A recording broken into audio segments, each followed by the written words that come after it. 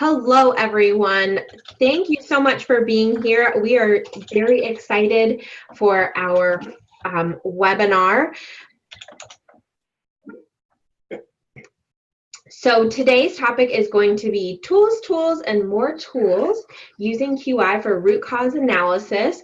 But I want to take a moment because it looks like we have a good number of people on the line with us. Hello, Michelle from St. Joe County, Andrea from Healthy Families, also from St. Joe, Shirley from Nurse Family Partnership, welcome.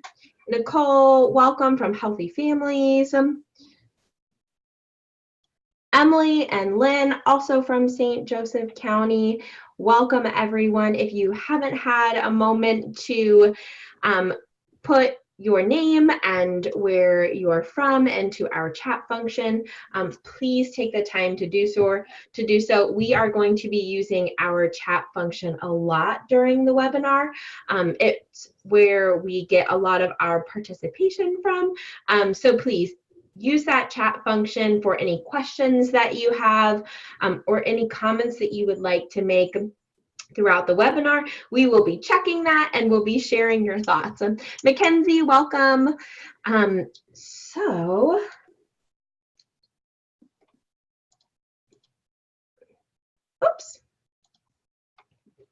again, welcome everyone. My name is Jeanette Ball, and I am also joined today by Robin. Good afternoon, everyone. We're so excited to have this next bit of time with all of you to share this information about some additional tools that you can consider using for root cause analysis in your formal quality improvement efforts or just in your day-to-day work as you encounter challenges and want to be able to address those in a way that makes really good sense and results in productively moving your work forward. So we want to start off with just a couple of housekeeping things. So the first off is we want to hear from you. We have that chat function available. Again, any questions or comments or sharing that you would like to do, please use that chat function. We have muted all of the microphones and the phones. So that we won't have any sort of background noise or any sort of echoes going on. But if you would like to share something, feel free to unmute yourself and then remute again. We are going to have some discussion questions throughout this webinar, and we really encourage you to share what you have experienced through your quality improvement journeys, because I think that this is an opportunity for us to all learn from each other. So we encourage you to engage again through that chat box. And then we are also recording this webinar. So if you have team members who were not able to make this particular webinar, we will be able to share the recording with you and they can listen to it at a time that is a little bit more convenient for them.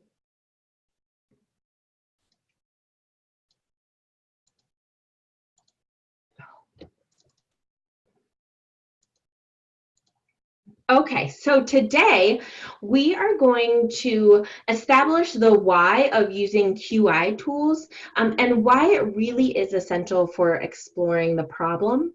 We are going to look at 4 different tools that can be used for root cause analysis. And then we're going to be engaging and learning with one another through this time. So let's do our first discussion question. So when you hear root cause, what comes to mind? And you can feel free to share your thoughts in this chat function. Or if you'd like to unmute your lines and share verbally too, you can feel free to do that as well. So when you hear root cause, what comes to mind or what does that mean to you? Mackenzie just chatted in that she said, what's really the problem? Shirley says, drilling down to the bottom result of whatever you're looking at. Nicole says, the baseline issue that must be addressed. Great, wonderful. Other thoughts when you hear root cause, what comes to mind?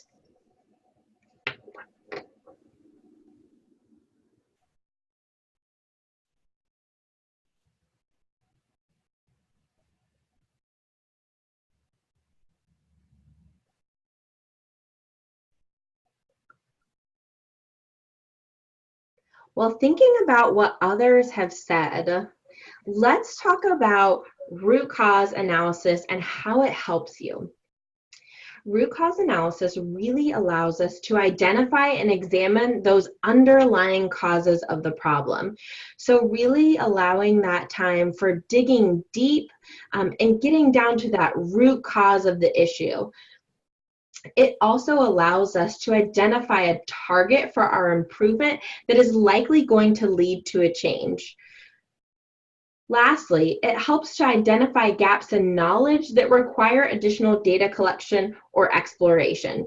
So maybe a root cause, maybe you don't know too much about it, and this allows you to take a moment and really dig deep and really understand what's lying underneath that problem that you're looking at.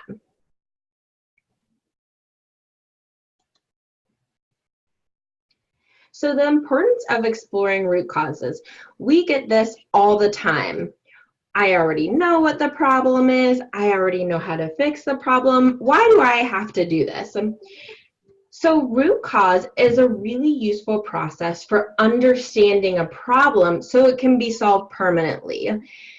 So instead of just sort of putting out the fires when they come up, this allows you to really dig deep and address the problem at that deep level so that you no longer have to be putting out those little fires along the way. It also provides time and space for exploring all the possible causes for why a problem might exist. And it uncovers relationships between the cause and the symptoms of the problem.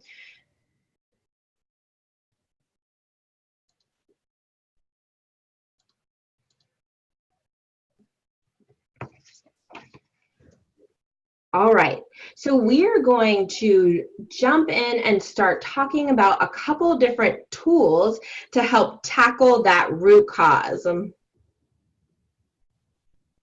Are there tools that you all have had experiences with when it comes to root cause analysis? Perhaps maybe you can chat into the chat box and share some of the tools you have familiarity with. Or if you have particular challenges that you've run into with moving through root cause analysis, those would be great to share too. And perhaps we can generate some conversation and thoughts around those pieces. Oh, Carrie says she's familiar with the 5 whys. Thanks, Carrie.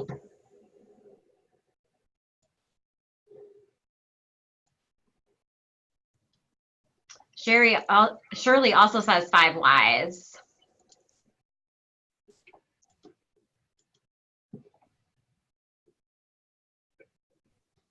Any other tools that you all have used for root cause analysis in your work, whether it be formal quality improvement work or just tools to help support your teams as you're tackling challenges that present probably on a daily basis? Oh, Nicole says she's used a fishbone diagram. Wonderful.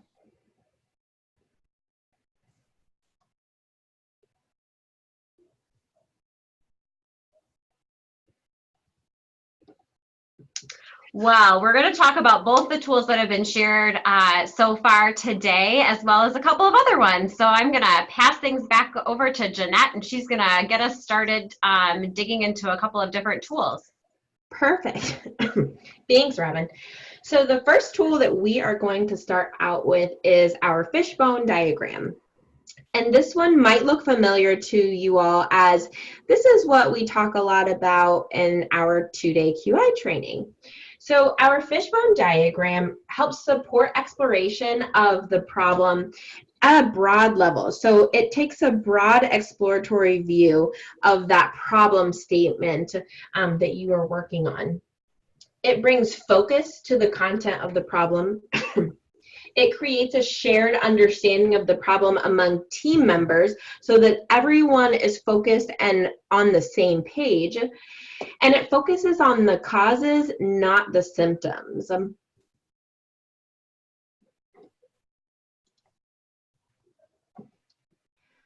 This slide helps break down how you make a fishbone diagram. So in order to construct a fishbone diagram, you can use materials that you have really just hanging around in the office. So whether it is a piece of paper that you draw on, if you have a dry erase board, if you want to use your computer and develop it in a Word document or in PowerPoint, really it's a tool that can be constructed in a variety of ways. So to begin with, you pick how you want to do it. So for example, with your piece of paper, and you draw an arrow that's the backbone, and that is leading to a box. From the backbone, you'll draw smaller arrows, and you'll label these with your major causes. And then for each of those major causes, you're going to brainstorm minor causes related to it and place them in lines by each of the major bones. And lastly, you're going to interpret your completed fishbone diagram and select a specific root cause to focus on for that particular PDSA cycle. So here we have an example. So you'll notice in the blue box is the problem statement, the lack of attendance at playgroups. Then you'll notice that there are major bone categories of family, staff, environment, resources, scheduling, and motivation. This team also chose to put in the minor bones on the left side of each of those major bucket categories. So for example, in environment, they have cost of venue, location is too far, unsafe location, location unknown. And so all of these they feel are those minor root causes that can lead to lack of attendance at playgroups. The team then, after the fishbone diagram was completed, they went back and discussed what sticks out to them, what's within their scope, and really had a discussion about what root cause was the most important that they wanted to tackle at that point.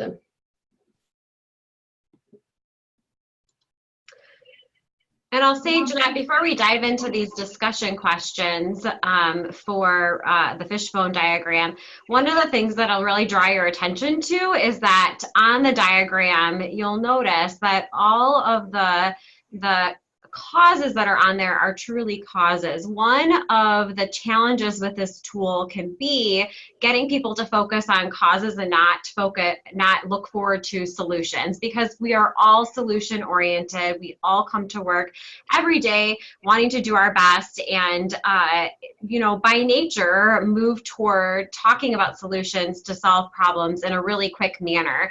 And you know, one of the really important things about doing root cause analysis is it gives you the time and space to take a step back and really focus on the problem at hand and all those causes that are feeding into the problem. A fishbone diagram is a great way to do this in a broad way, as Jeanette shared, and think about all of the contributing factors. So as you are working on teams and using these tools and or leading teams and providing support on using this type of tool, I would encourage you to just be on the lookout for that solutions-oriented conversation that could pop up. And, you know, don't hesitate to have a parking lot for those ideas. You know, it's always a good idea to acknowledge them, but to make sure that really the true focus of each of these tools that we're talking about today, you know, stays on causes at hand that are feeding into the problem that you have or the opportunity for improvement that you've identified as a team, so that you are really unpacking that problem and can figure out what cause to tackle. Perfect. Thanks, Robin. So let's look at a couple of questions that can be helpful when your team is interpreting the fishbone diagram. The first question is, what causes come up again and again? Maybe there's a cause that shows up a couple of different times across the different major bones. Or what causes came up as a surprise? Since you're thinking more broadly about a topic, oftentimes maybe there will be a root cause that comes up that's maybe a little outside of the box. So the team can discuss any sorts of things that came up that they didn't originally think about. What causes are within the group's control or influence? You want to make sure that your QI project is really something that your team can have influence on. You want to make sure that it's within the group's control in terms of actually addressing that particular root cause. What causes seem particularly important to the team? Maybe there's a particular area of focus that the team feels really strongly about and would like to focus in on in terms of a root cause. Another question is, do you know enough about these possible root causes, to identify a root cause to address? Perhaps this is an opportunity for the team to go and look at data that exists or look at existing policies around a couple of the different causes. And lastly, what root cause will the team address through this particular PDSA cycle? So after you've discussed these questions, after you've talked about what is within your scope and what you really want to focus on, then the team will decide together, this is the particular root cause that we want to address through this PDSA cycle.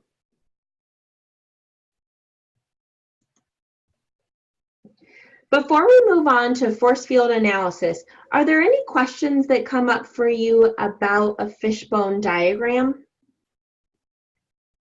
Or any sort of challenges that you've experienced when using that particular tool?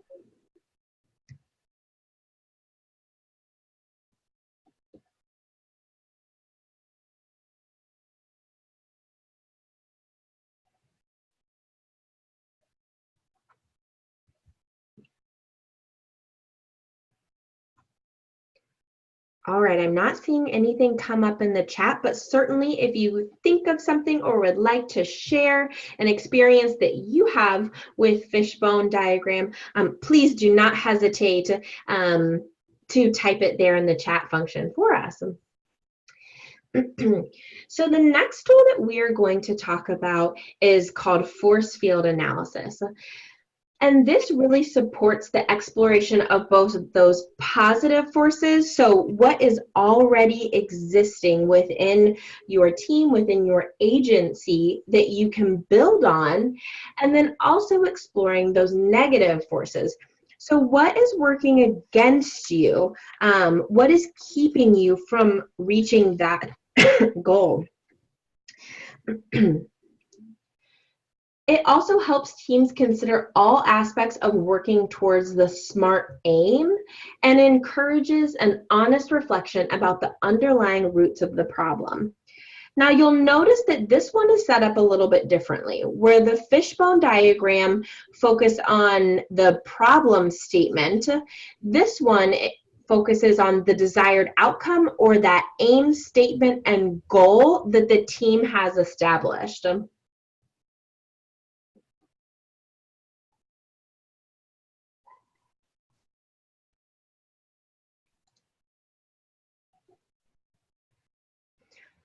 We're going to follow that same format that we did for the fishbone. So let's talk a little bit about the force field analysis construction. So to begin this, you'll draw a large T and write your goal for the SMART aim above that T. You're then going to identify and list all of those driving forces that help to support you reaching that goal. And you're going to write that on the left side of the page. So again, what do you already have in existence that can really help you get to this goal that you've set for yourself? Next, on the right side of the page, you're going to identify all those restraining forces that are working against you, those forces that are holding you back from reaching that goal. And then you're going to discuss the driving forces that can be used to overcome those restraining forces.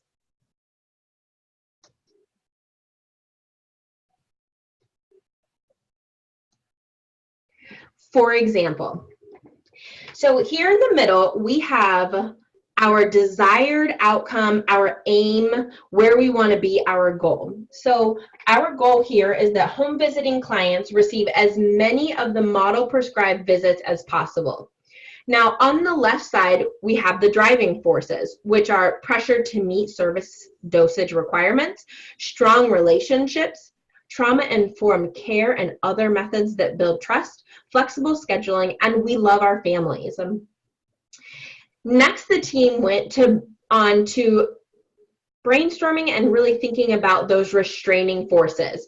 And what they came up with was scheduling breaks, which is summertime, maternity leave, bad weather, issues with transportation, competing priorities of families, appointments are forgotten, and clients aren't aware of the value of home visiting completion. So those are the things that they felt were really holding them back from that ideal state and really reaching that goal.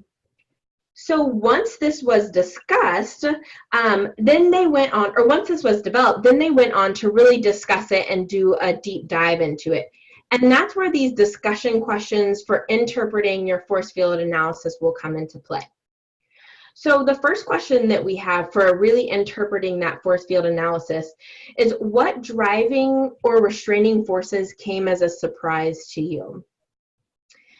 Then which restraining forces are within the team's control or influence? So again, keeping that scope in mind, you don't want to select something that your team can't have an impact on. Which restraining forces seem particularly important to the team? So really focusing in on what that passion is, where the team really wants to focus their energy. Which driving forces could be built on to help overcome restraining forces that need to be addressed? So what's already there that we can then build up, update, so that we can get to that ultimate goal?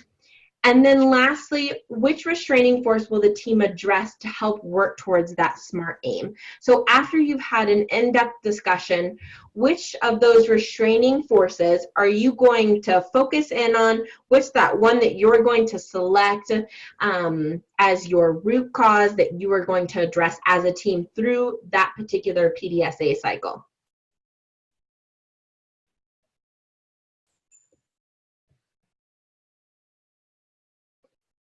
So this might be a new tool for some people. Are there any questions that come up in terms of the force field analysis tool? While you're all thinking about if you have questions and kind of considering what those might be, I'm sure that you're probably starting to wonder, oh my goodness, these are two great tools that we could potentially use within our work, and how do we know what tool to pick over another? I mean, because we're going to share two more with you here at this point.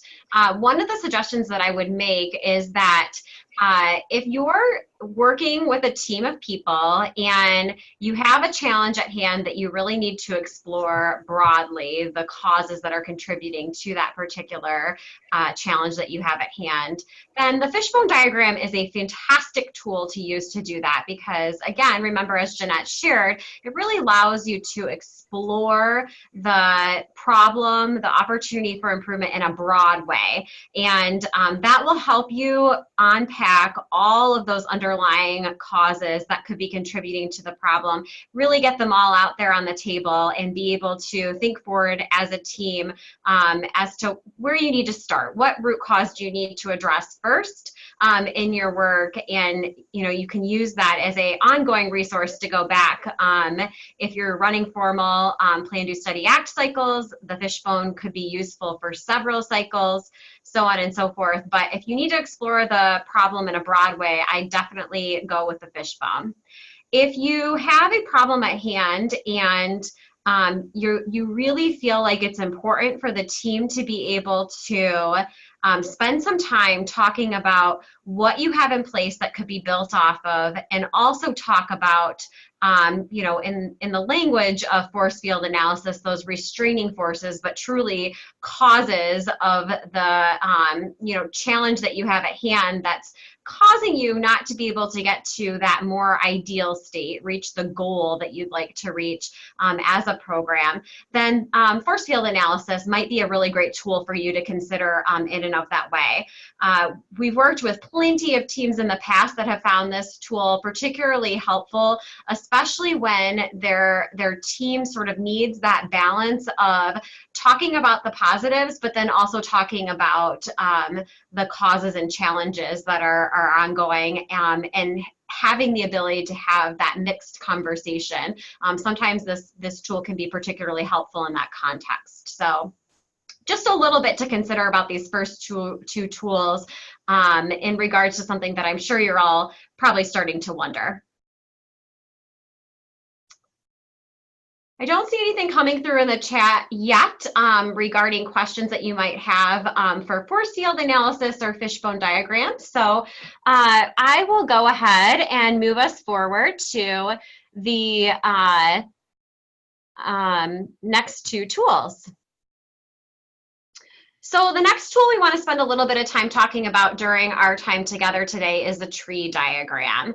And a tree diagram really helps you in an in-depth way explore the possible root causes of a problem by breaking them down into finer levels of detail. So one of the things you'll notice immediately, likely just looking at this image on the left side of your screen, is that you're using the problem statement again. So the problem that you've identified that you need to tackle, you're identifying major root causes, which is something that you do for a fishbone too. However, as we dive into the example here in a few moments, you'll see that these are a tad bit more detailed than those that you typically lean on for a fishbone diagram, because those are usually broad overarching categories.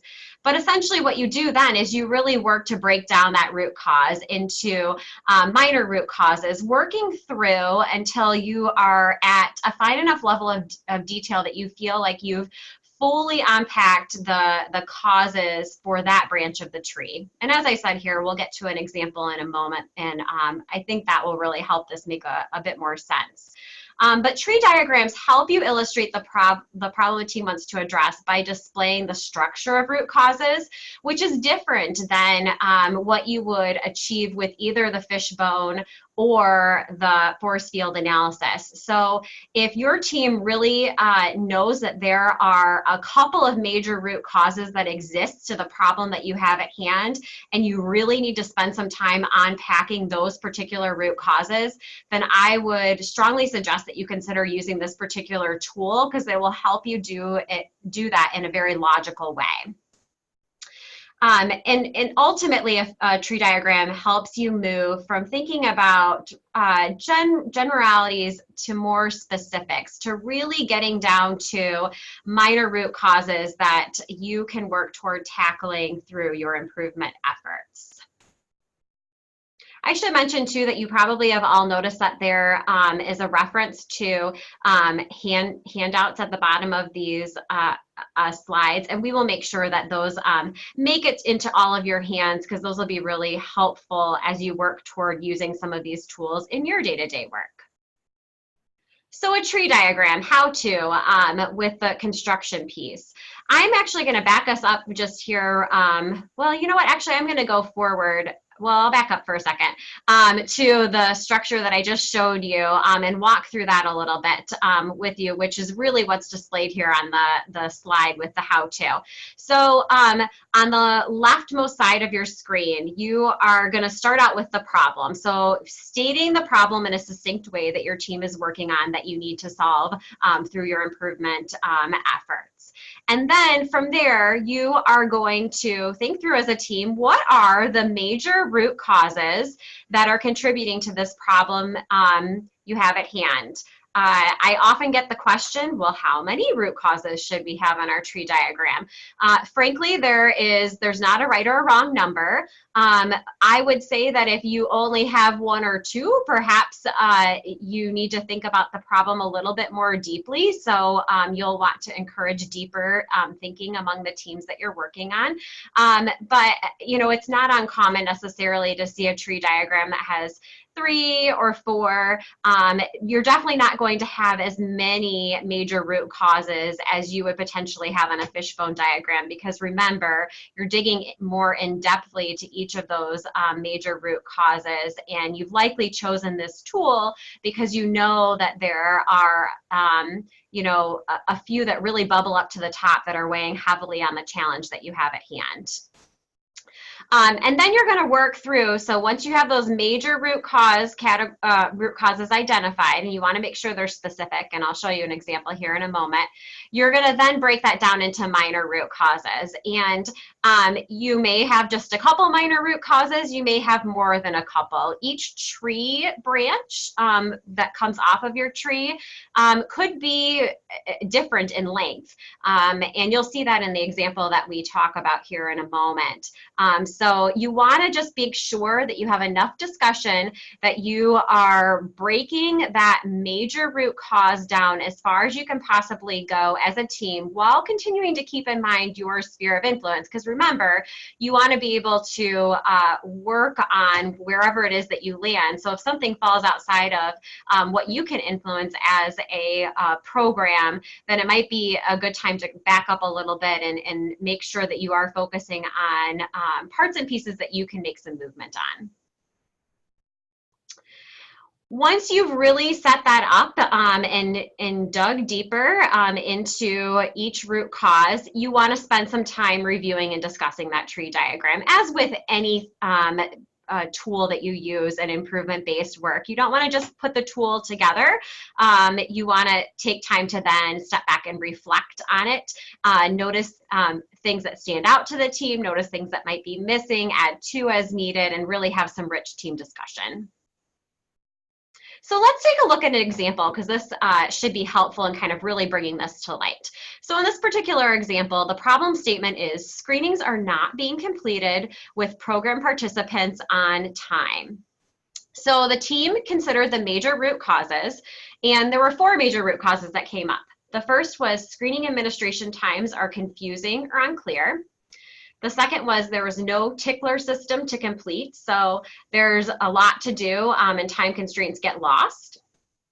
The third was participants are not bought into the value of the screenings. And the fourth major root cause that the team came to was home visits are missed during the screening window. So then what the team did is they really took each of these major root causes and talked about them and broke them down into minor root causes. So let's take a look at the very first major root cause. Screening administration times are confusing or unclear.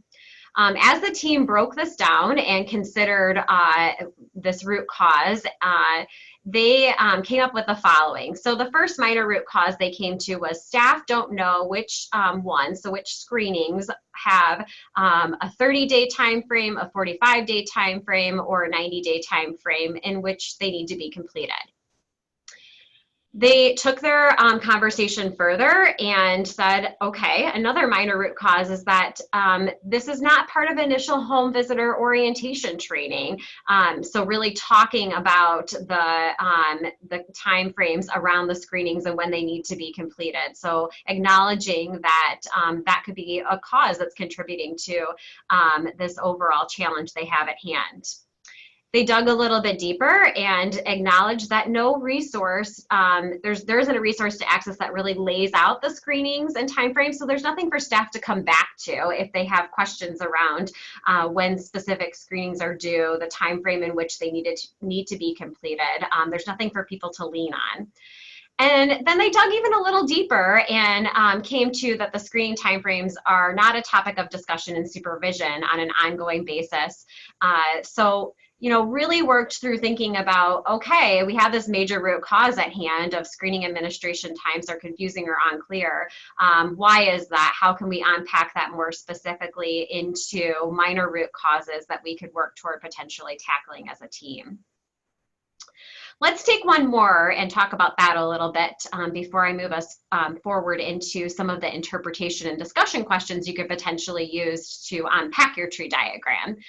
So if we look at the major root cause around participants are not bought in to the value of the screenings, as the team talked about this piece, they broke that down into 3 minor root causes. The first being that home visitor did not explain the importance of screening, so not really setting the tone up front and beginning to create that buy-in for the family. The second was that program participants don't understand their role in completing a screening. So making sure that that role piece is part of the conversation, acknowledging that maybe it isn't, and they don't really understand what their role is in completing the screening and the why behind that, which could be leading to this lack of buy-in to the value of the screenings. And the third was that screening results are not discussed or shared with program participants. So not having that closed loop where a screening's being completed and then looping back and talking with program participants about that screening, the results of the screening, and what that means for next steps. So this is one example, but hopefully this shows you a little bit how this particular diagram works and how you can really use it to unpack some of those specific major root causes that you have for a problem that, that you are working to tackle as a team. So as you reflect on your tree diagram then, here are some questions that you can ask yourself. So sometimes it's important to really talk about causes that come up as a surprise, especially in a team setting. You are bringing together folks that have different perspectives on a process at hand that you're working to improve. And there will be times where there are causes that come up that are a surprise to team members, and having a conversation about those can be really important to moving your work forward in a productive way. It's always good, again, to make sure that you have that intentional conversation around what causes are within the team's control or influence. It's also important to consider the causes that are particularly important to the team. That can be a really great place to start with improvement work, if that makes sense, in terms of where you need to start and how you need to kind of work through tackling the problem that you have at hand. Again, you always want to do that check of, do you know enough about those potential causes to identify one to address? Sometimes this means that there's a little bit more data exploration that needs to happen, and that's okay. This is a perfect time to do that, because if you're working through a formal quality improvement effort, you are still in the plan stage at this point, which means you can totally take some time and space to dive in and look at a little bit more data if there are other data elements that you need to take a closer look at and uncover before you move forward. Ultimately, you want to have the discussion around what cause may need to be addressed first, second, third. A lot of times, one of the things that I've noticed in teams that work with a tree diagram is the tree diagram lends itself nicely to running several small rapid PDSA cycles that build upon one another. So for example, if we go back to the example that I just shared with you here a moment ago, I'm sorry for that. Let's say the team decides to start at tackling this first major root cause of screening administration times are confusing and unclear.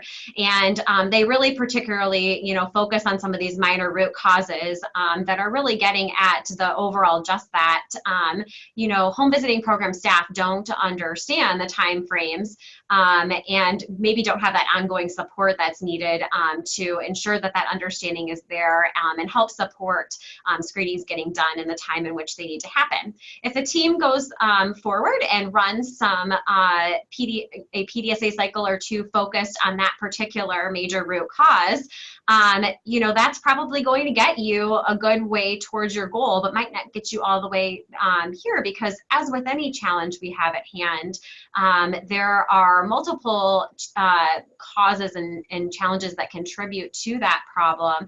And you may need to move forward then and do a PDSA cycle on supporting participants in being able to understand the value of screenings and really achieve that buy-in. So that could be another cycle that you run. So, you know, you could run PDSA cycles that are focused on each branch of the tree that would ultimately work toward getting to a state where the majority of the screenings that you need to be completing as a program are completed within the time frame set for that particular screening.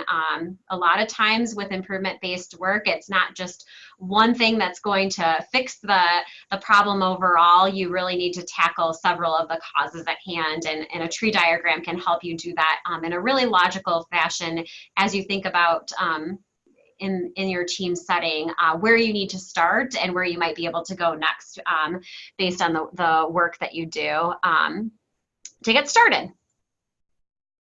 So I'm going to pause there and see if there are any questions on tree diagrams before I move us into the last tool that we're going to spend a little bit of time talking about today. Again, feel free to chat in or unmute your line and ask your question over the phone.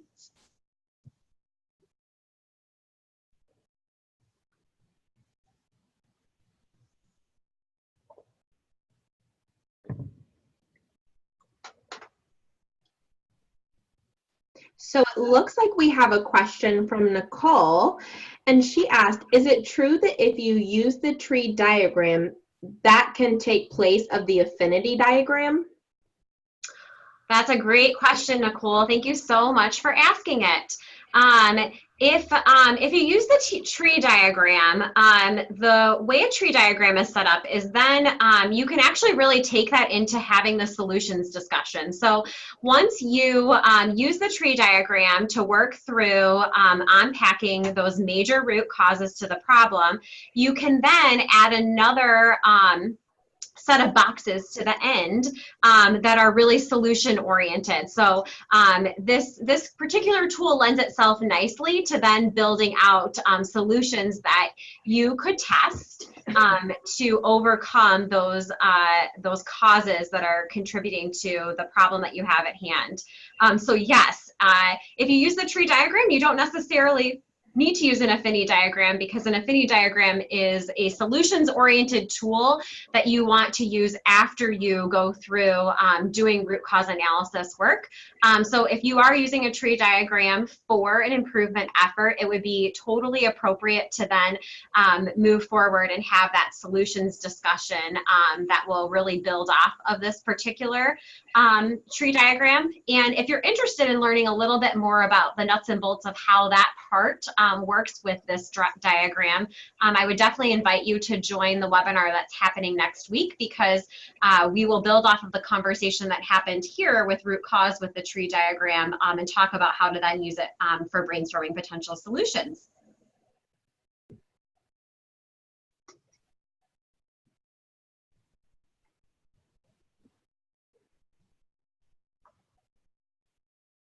I'm not seeing any other questions at the moment, so I'm going to move us forward. But if a question comes to mind, feel free to send it in through the chat box, and we'll take a peek at it.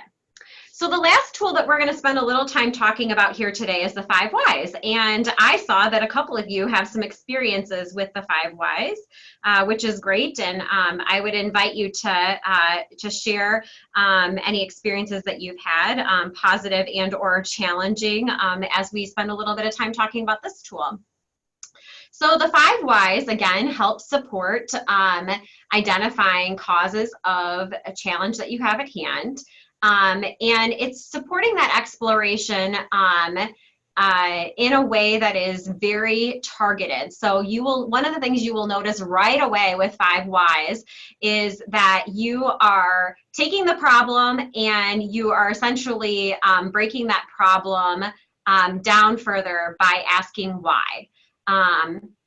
It's going to help you work through a logical progression from the effect back to the original cause. That'll make sense a little bit more, I think, when you see an example on paper here in a moment. And this tool actually really guides the team in coming to consensus on the root cause of the problem, because essentially what should happen is where you land at the end of using this tool, so the final why that you land on should really be the cause that you're addressing. Now, there are cases and scenarios where that is not the case, and sometimes you have to back up and address something that was a little bit earlier in the progression of working through this particular tool. But this tool really helps boil down the problem that you have at hand into something that the team can move forward and tackle on a small scale to help address that problem and help you work more toward your goal for the improvement effort that you're working on. So in terms of setting up 5 whys and working through it, again, as Jeanette said earlier, you can really use any tools that you have at your fingertips. So if you have chart paper and want to do it on chart paper, if you're in a space where there's a whiteboard, you can use the whiteboard to work through this exercise.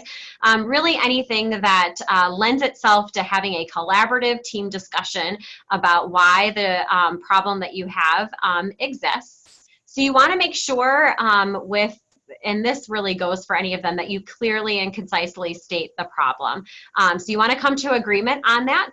Likely when you get to this point of a formal PDSA cycle, you should already have stated your problem, but this is a good point to go back and check and make sure the team is still in agreement that that is indeed the problem. And if you need to make any tweaks to that problem statement, you could totally go forward and do so at this point in time before you launch into using this tool. Once you state the problem, you want to ask why and record the team's initial response. And you're going to work through doing that until you have unpacked that problem and asked why enough times that you have landed at a more finite cause that you can work toward addressing as a team. So after each response, you will ask why, or why does this happen, and record the team's response to that particular asking of why. And again, you want to do this until that question can no longer be answered. Something that I would caution again here is that you continue to keep the team's control or sphere of influence in mind, and that if you are the one facilitating this, the team working through this particular tool, to keep reorienting the team to the problem statement and the series of whys that have been answered that come prior to the one that you're talking about, to help make sure that you're keeping that focus on the problem at hand that you started with. One of the challenges that can arise with this tool is sometimes teams can get kind of far away from where they started with the problem at hand, because as you know, a lot of times with challenges, there are more than one major root cause that's really affecting it. And this particular tool really focuses or really asks you to focus in on essentially like a particular root cause and take one direction in unpacking that.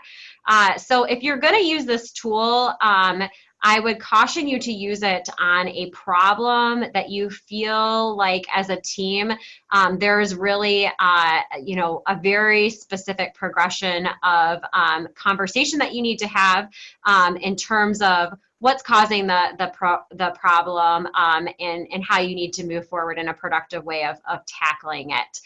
If you have a broad problem that you need to unpack in a pretty wide fashion as a team, then I wouldn't recommend using this particular tool. I would definitely recommend potentially thinking about using a fishbone diagram or force field analysis, or even a tree diagram may be more appropriate, because this definitely does focus you in on really in the end one very specific aspect of the problem that you have at hand.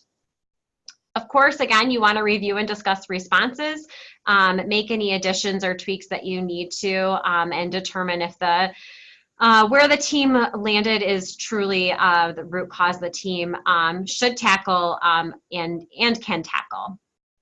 So let's take a look at an example, because again, examples really help bring this to light a little bit more. So in this particular example, the problem statement is program staff are not completing visit logs within 5 business days of the visit. So they asked why. Why is this happening? And the first response was staff returned to the office and are too busy taking care of other responsibilities. Okay, so the program asked why of that, or the team did. And they said, staff have competing priorities with programmatic paperwork, scheduling and rescheduling of visits. They asked why that was happening. And their response was staff have agency, funder, and model requirements to meet that are sometimes duplicative. So again, as I said, this is a great time to go back. So again, our problem statement that we're talking about here is that program staff aren't completing visit logs within 5 business days of the visit. And as the team has been working through that challenge, their responses have stayed sort of along that problem that came to mind. So they started getting more specific with the first why they asked of staff returning to the office and they're too busy to take care of other responsibilities. Okay, that's still pretty broad, so that when they asked why again, they dug a little deeper and to staff have competing priorities with programmatic paperwork, scheduling, rescheduling of visits, etc. And then they dug a little deeper and asked why of that and got to this place where we just landed was staff have agency, funder, and model requirements to meet that are sometimes duplicative. So okay, so duplication could be causing a challenge at hand. So they asked why of that one more time, and they got down to that there are separate forms that need to be completed for each of those pieces, and you know, in this case, probably having that duplicative requirements across different groups that they're reporting to and having to complete those separate forms could be causing some inefficiencies in process.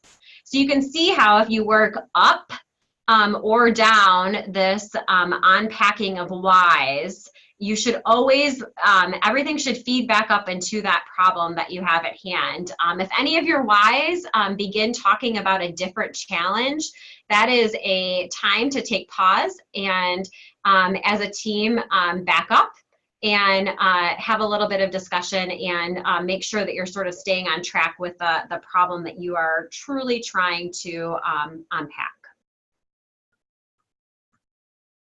With the 5 whys, here are some questions that you can use for discussion as you unpack the exercise of running through the 5 whys as a team. So reviewing and discussing it, making adjustments as needed, adding anything missing that the team might identify as you look back at where you landed with the 5 whys, and thinking again about any data that might need to be reviewed. If the final response that the team landed on is indeed the root cause and is maybe perhaps involves some data that you haven't looked at as a team yet, and you really feel you need to look at it before moving forward. Whew, so that was a lot on 4 different tools in a fairly short period of time. Ultimately, as Jeanette and I have both shared through the conversation with each of the tools, these tools are really intended to help you as a team select a root cause to tackle for your improvement efforts. So you want to make sure that you're spending time discussing the tool after you put it together. You want to make sure that you check in and ensure that the causes that you're planning to tackle are indeed within the team's sphere of influence. There's something that you have control over and you can work on it together. You always want to make sure that if there's anything additional you need to learn before moving forward, that you are able to take pause and do so. And sometimes it does make sense, especially if the group is maybe wavering in between a couple of causes, to talk about where you need to start. To know that you've got to start with tackling one, and make sure that the team can gain some consensus around that before moving forward to thinking about potential solutions, which is where you head next. And ultimately, with the tools, you should land in a place where you are lifting one of those root causes from the tool to tackle, and taking that forward into then beginning to think about how you can best go about doing that with potential solutions you could test to see if those help you overcome the cause to the problem at hand and get you closer towards that goal that you're working toward.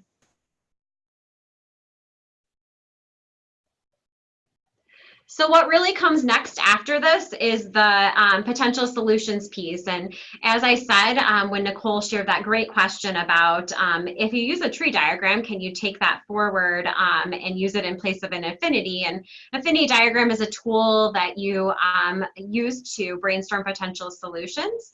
And that is really where we are headed with the next short webinar that is taking place next week on October 1st. So if you are interested in learning a little bit more about various tools that you can use for taking your root cause and then brainstorming potential solutions around how to best address that root cause, I would definitely invite you to participate in next week's webinar.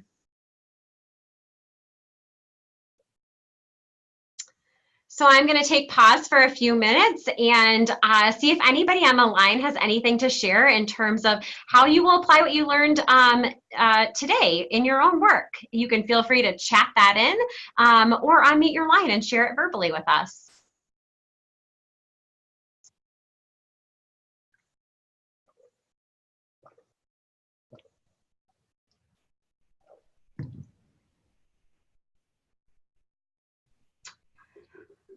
Hi, Lynn. Thanks so much for your question. We will be able to share this recording as well as the PowerPoint and the handouts that were referenced in the PowerPoint with you all. So we will be sending an email out, Robin, is that correct?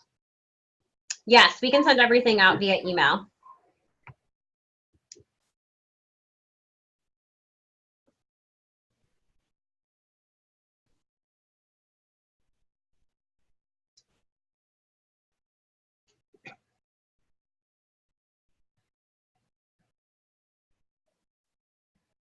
All right. Well, if any further questions come to mind, please don't hesitate to reach out to myself or Jeanette. We are happy to help out. Our contact information is here on this final slide. We can't thank you all enough for participating today. We are really grateful for all of you who were able to call in. And this recording will also be posted to our YouTube page and shared with you all. So you can feel free to share that with others within your organization. If there is more interest in hearing a little bit more about these tools, but folks weren't able to participate today, we will be sure to share that piece as well. So I think that concludes our time together today. Again, thank you so much for participating. We enjoyed our time together, and feel free to reach out if you have any questions. Enjoy the rest of your day.